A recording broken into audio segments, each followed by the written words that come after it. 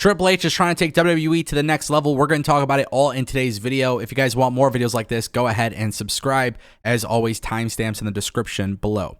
I want to kick things off talking about Jinny. As you guys remember, WWE had a mass release for WWE NXT UK Superstars. Some of them moved to the United States, and the reason for this was because WWE is launching NXT UK. Now, there was some confusion online today because Jinny was actually moved from the NXT UK active roster to the WWE Alumni section. Now, at one point, there was rumors that Jinny perhaps was going to move up to the main roster as part of Maximum Male Models, and it appears that Fightful Select has confirmed some very interesting stuff here. Jinny is currently recovering from injury and hasn't been in the United States in recent weeks, as suggested by her social media posts. Her original plan was to travel back to the United States for medical treatment this week, but she's waiting for supporting documents and an old passport, which also contains a U.S. visa. Now, also, with that being said, Fightful confirmed that when speaking to WWE officials about Jinny potentially departing the company, the sources had basically said that they've been informed that is not the case. So, any sort of talk about Jinny being released has not been confirmed by WWE themselves. Now, what is WWE's situation, or what is their plans with Jinny moving forward? I'm not too sure, despite the fact that she's been moved to the alumni section. That might have to do with the fact that NXT UK no longer has an active roster, and she's technically not assigned to NXT 2.0, Raw, or SmackDown. Now, I want to see what WWE does with Jinny when she is cleared. And then, of course, with NXT UK launching in 2023, you have to wonder which talent will be part of that program. I want to speak a little bit about WWE's Raw ratings. This is something I don't like to typically talk about, whether ratings are good or bad for AEW or WWE. I try to stay away from this conversation. However, some very interesting stuff came up with WWE competing against Monday Night Football. As you guys know, WWE Raw and SmackDown have been seeing a big increase in viewership. However, last night's Monday Night Raw actually saw a decrease. They went down 16.74% according to Showbuzz Daily. So this week's Monday Night Raw actually drew about 1.7 million viewers average. And honestly, take the numbers out of the equation. Numbers are always going to fluctuate, of course, with the way Nielsen ratings are calculated, the way people consume television. We all know the story by now. Ratings may not always be the most accurate thing, but what this tells you is that WWE and AEW are not as popular when they are competing with a very large program. Now, obviously, AEW doesn't compete with Monday Night Football, but WWE does, and it is expected that WWE's ratings will go down when competing head-to-head with Monday Night Raw, or with Monday Night Football. Now, I also want to make this very clear that I thought WWE had a pretty damn good episode of Monday Night Raw, and there really shouldn't be a level of concern for anybody here, but this tells me, looking at the data, that wrestling fans will prioritize other things other than wrestling.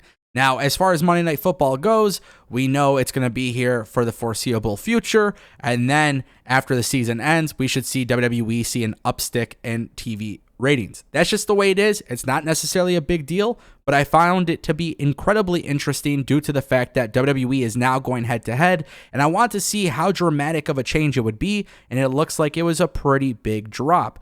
No reason for concern.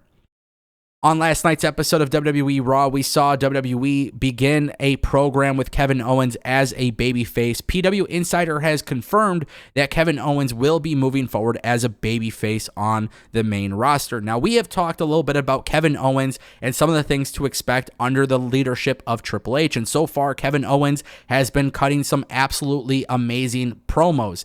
Honestly, they don't feel scripted, they don't feel forced, they feel authentic, they feel organic, and this is because WWE is all in on making sure that talent are getting over the right way. And I think that starts with authenticity. Now, Kevin Owens has had a pretty damn big year when you consider the fact that he had a massive main event match against Stone Cold Steve Austin. But with the WWE Championship picture being very crowded, you have to wonder what is next for Kevin Owens. I feel like with WWE finally listing Kevin Owens on the internal roster sheet as a babyface, you have to assume that the rumored tag team championship run between Kevin Owens and Sami Zayn against the Usos could very well be a possible thing.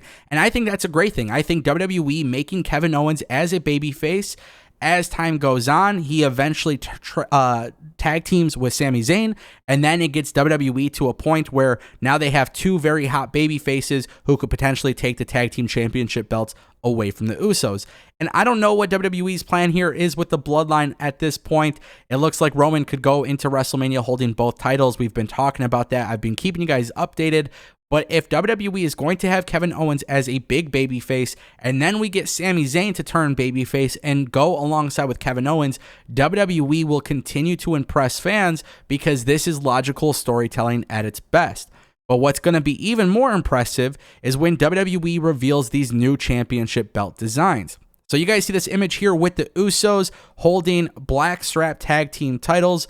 Well, guys, we have some updates. Belt fan Dan, obviously we know him. He has broken so many stories on championship belts in WWE and in AEW history.